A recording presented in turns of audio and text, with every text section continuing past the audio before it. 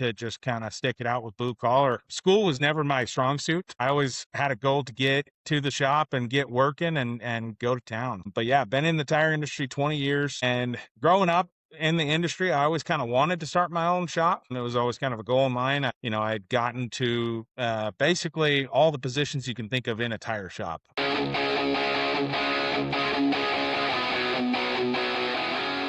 This episode is brought to you by 10X Nerds. If you're a business owner doing real revenue, there's a good chance you're overpaying in areas you haven't even looked at. Things like credit card processing, insurance, telecom, and more. 10X Nerds comes in, audits your expenses across 30 plus categories, and finds immediate savings. And here's the kicker. They only get paid if they save you money. It's a complete no-brainer. If you want to keep more of what you make, go check them out at 10xnerds.com. This episode is brought to you by Rakowski Law Firm. If you're a business owner or have built a level of wealth, but you don't have your estate plan dialed in, you're exposed. Rakowski Law Firm helps families and business owners protect their assets, avoid probate, and make sure everything transfers exactly how it should. This isn't just paperwork, it's a real strategy to protect your legacy. If you haven't looked at your plan in a while or don't have one, go to rakowskilawfirm.com. Welcome back, everyone, to another episode of the Builder's Bible podcast. I am here with Mitch Campbell today. Mitch is the owner and CEO of Campbell's Tire and Service. Mitch, thank you so much for joining the show. Yeah, Chase, man, I'm super excited to be here, and I'm super grateful for the opportunity, man. Absolutely. Well, Mitch, if you don't mind, maybe just give our audience the full rundown of sort of your story. How did you get into the industry? When did you start Campbell's Tires, and what's kind of the process looked like? Yeah. So I'll start, from the beginning. So, 20 years ago, last March, I started in the tire industry when I was 18 in high school, senior year in high school, turned 18, which is when you can kind of get a job at a tire shop / mechanic shop. So senior year in high school, got a job with actually Les Schwab Tire Centers. I'm originally from the Seattle, Washington area, actually. So, Okay. actually just a little bit north of Seattle in a town called Redmond. Mm-hmm. So started at Les Schwab back in the day, part-time after school hours, and then just kind of got the bug. My grandfather actually has been kind of an automotive nut his whole entire life, or excuse me, he passed away a few years ago, but he was a GM guy, worked at a GM dealership, the whole nine yards. He was always building something, some vehicle. And so I've always kind of had the little niche from him, I think. And so, yeah, it just kind of grew from there. Started working my way up the ladder, gained a few pay raises early in my years after high school, and got the bug to just kind of stick it out with blue collar. School was never my strong suit. So, I always had a goal to get to the shop and get working and go to town. So, but yeah, been in the tire industry 20 years. And growing up in the industry, I always kind of wanted to start my own shop. It was always kind of a goal of mine. I'd gotten to basically all the positions you can think of in a tire shop or a automotive repair shop setting. So I was a tire tech. I did roadside service stuff. I was a service manager, and then got my first store in my early 20s, actually in a small town called North Platte, Nebraska. Yeah, That was I'm my in the North first Platte. ever, yeah. So first ever manager position. We were in Washington. I was supervising a mounted tire and wheel program for the Kenworth manufacturing plant there in Washington.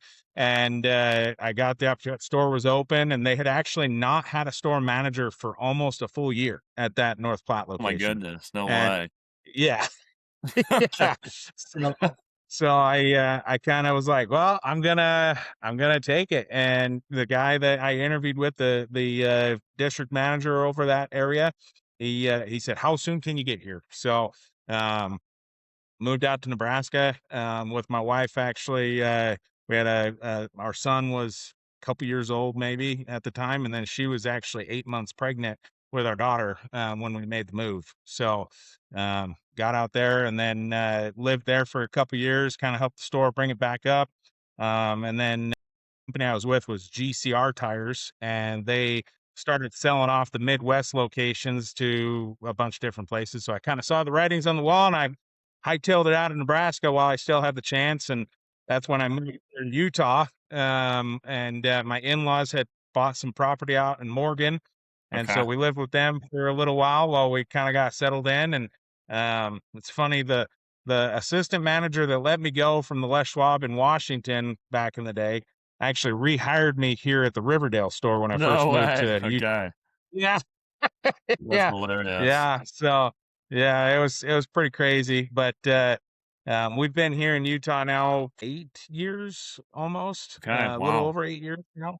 Yeah. Yeah. So and then I finally just kind of got a wild hair up my butt and said, you know what, it's time. I just was like, well, if there's no time like the present. And one of my good friends was like, hey man, you can do it. You have the drive, the determination. And he said, You're a great person to deal with and work with. And he goes, I have no doubts in my mind that you'll do it. And I'm like, all right, let's do it. And so 8 months Yeah. ago in August is when we started Campbell's Tire and Service. So Wow. That's so cool. Well, Mitch, talk to me about the process from the time you started the company to where you're at now. I imagine you probably had several people that kind of already knew about you guys, but is it just word of mouth spreads over time and you kind of continue to grow, or what's that process sort of look like? yeah, so right now a lot of it's going to be word of mouth. I had a couple of customers.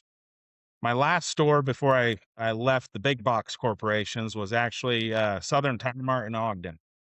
That's my last shop that I managed for somebody else. And so I had a lot of good customers that knew me, knew of me. And one of my really good customers, he owns an asphalt company called C&B Asphalt out in Plain City. And he called me up one day. He said, "When are you going to start selling tires again?" And that kind of got the ball rolling. Reached out to a couple other customers. Hey, how's things going? I'm going to start my own thing. Beautiful, great. When are you starting? I'm gonna start bringing stuff to you. And then it was just honestly me kind of looking. I joined a bunch of different Facebook groups, the different city groups, and just started seeing. I joined Connect Utah, seeing people post on there, and I'd quickly try and post with the 100 other mechanics on there, just hoping and praying that I might be able to reach that person and get the opportunity to show them what I'm about. Yeah.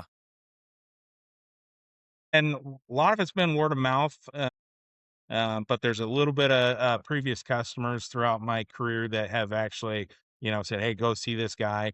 And then honestly, maybe a small percentage, maybe I don't know, 15-20% of it has been boots on the ground, Yeah. door knocking. Wow. And actually going to customers here locally in the Layton area and saying, "Hey, I'm starting my own tire shop, and I've got commercial tire industry, behind me in my repertoire." And that's a really big thing, especially for a lot of companies that I've ran into. Like Twin D is just right over here. They're a Vector. They've got those big vac trucks that Yep. I know dig holes. exactly what you mean. Yeah. Yeah, so I went over there and I said, "Hey, I'm literally just across the street from you here, next street over, and I've got a service truck. It ain't nothing special. It's not a $100,000 service truck like a big corporate tire shop would get. But I said it's something. It's got a compressor. I got my experience. Can I get an opportunity to service your tires? And the guy's like, "Huh, that'd be phenomenal," because for a commercial tire center, and I call myself a commercial tire center, but we do all of them. But Yeah. to be able to have a tire shop here in Layton, is I've noticed a huge thing because the next closest big commercial tire shop is going to be commercial tire, Southern Tire Mart, Jack's Tire and Oil out in Ogden, or commercial tire in North Salt Lake. So there's a pretty big gap, right? And there's a couple other smaller, commercial tire shops in like Bountiful, North Salt Lake area that I'm missing out. But to have somebody right dead center in the middle in Layton, it's been huge. And then, my give a little plug, if you don't mind, to my Yeah, SEO please. guy. King Me Digital, man, he has. I saw him, and I saw a post from another HVAC owner. She goes, Josh has been phenomenal. I did an after hours call, and that paid for my SEO right there. And so I reached out to him because I was in the beginning stages of like, okay, I need to get a Google profile going. I need to try and, make sure I'm established and start reaching, the high ups and in the search engines for tires near me or oil service near me, stuff like that. So I was trying to look and see, and being, beginning stages, cash flow is not, abundant, right? I'm trying to self fund most of this.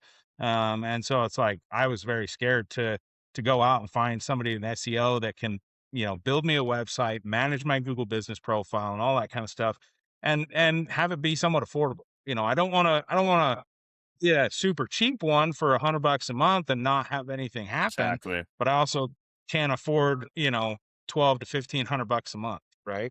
So I found Josh Talley with King Me Digital through Facebook, and he has just been phenomenal, man. Oh, that's so And cool. that's yeah, just within, I want to say it was about 4.5 months, give or take, the phone just started kind of taking off. I started getting Wow. phone call. Yeah. What did you Hey, say his name is? I'll have to reach out to him. yeah, it's Josh Talley. Josh, Talley. Yep. Yep. And his business is King Me Digital. I see him right here. Yeah, there he is. Okay. Awesome, dude. I'll have to reach out to him. I appreciate you.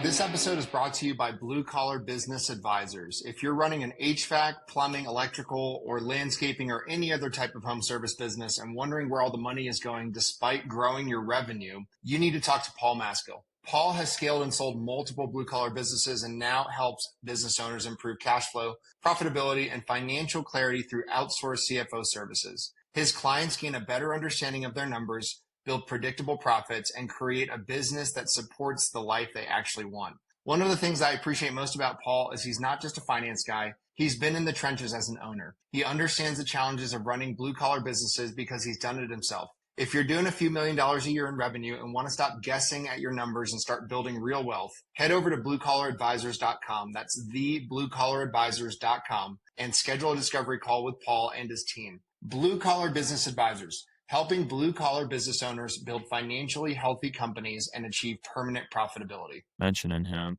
Man, that's so cool. Well, Mitch, maybe talk to us about what are currently some things that y'all are struggling with, problems you're trying to solve. What are challenges that come from being in the tire industry? Yeah. Honestly, yeah, especially for a small owner operator shop right now, two things that are the biggest struggle for me.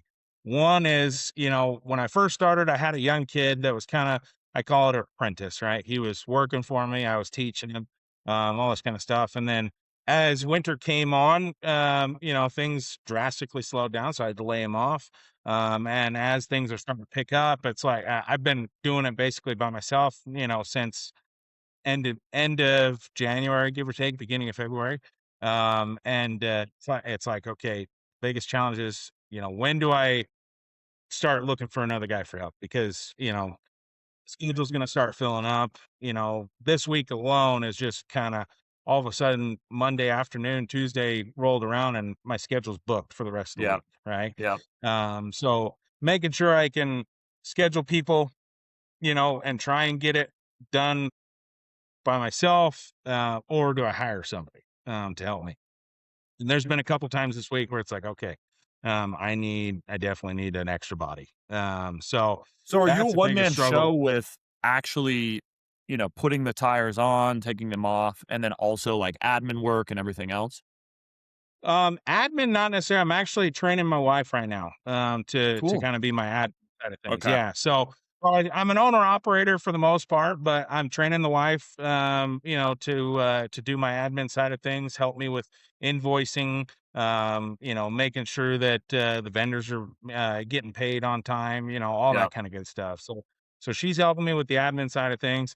My 13-year-old, he's actually homeschooled, so a couple days a Cool. week he'll come. Yeah, couple days a week, he'll actually come with me and help me. And I've been training him for the install side of things and the There hands-on you stuff. go. So yeah. So Heck he's yeah. actually been the cameraman a couple of times on my YouTube videos too, as well.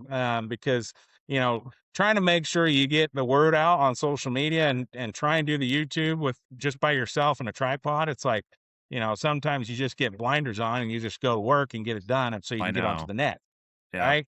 And so having my son there to be able to kind of help me, hey, dad, let's record this. And then when we do get busy, I'm like, okay, just set the tripod down. Let's get to work, Yeah. type of Yeah. things.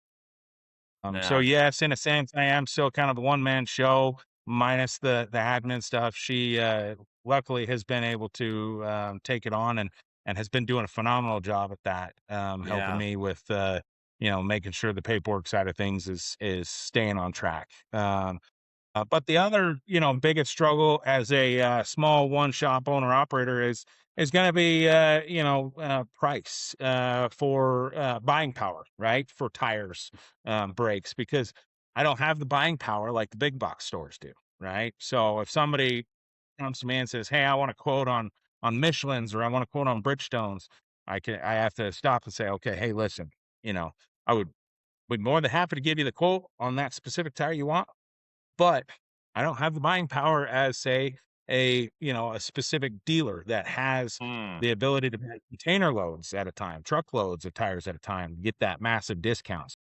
I forewarn them, hey, I am, going to be a little bit more pricey when it comes to the big, name brand tires out there. Sure.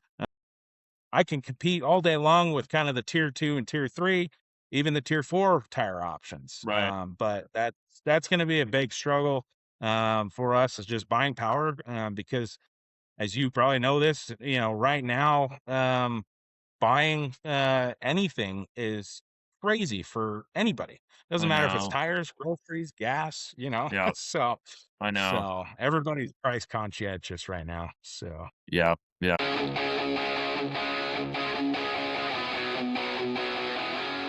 This episode is brought to you by my friend Silas Lagoy over at ForgeMark Wealth. If you're a high income business owner or professional and feel like you're getting crushed by taxes, you're not alone. And more importantly, you're not stuck.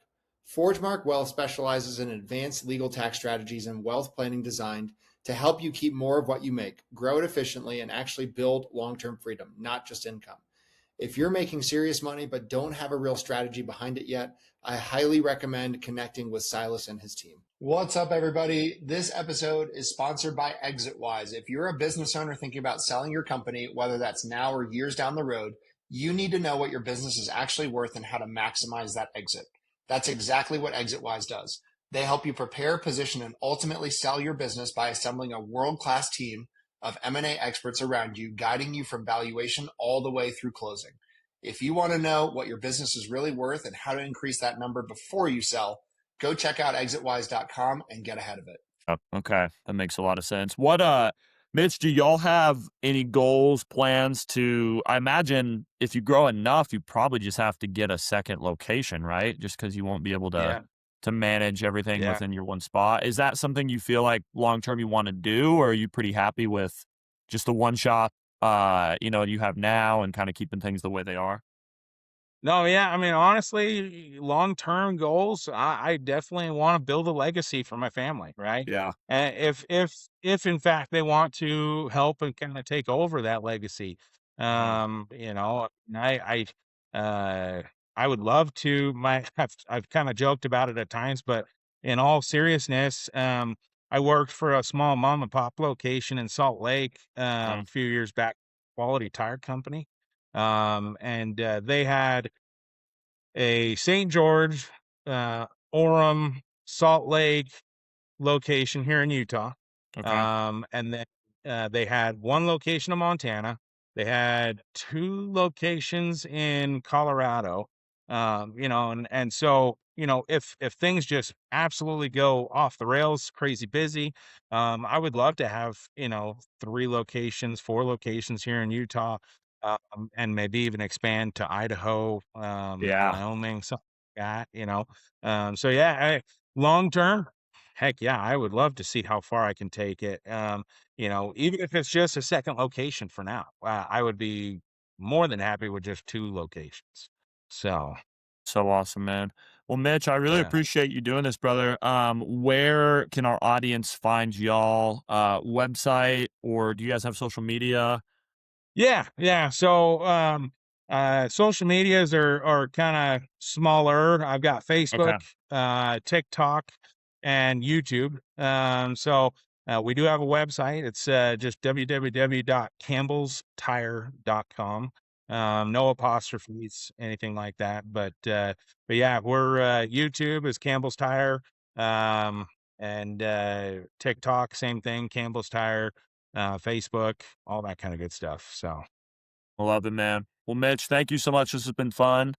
Anything else you want to leave the audience with before we go? support local, help out the little guys like myself, grow, the biggest thing that I love to do for folks, especially, your car is your biggest investment. One besides your house, it's one of your biggest investments.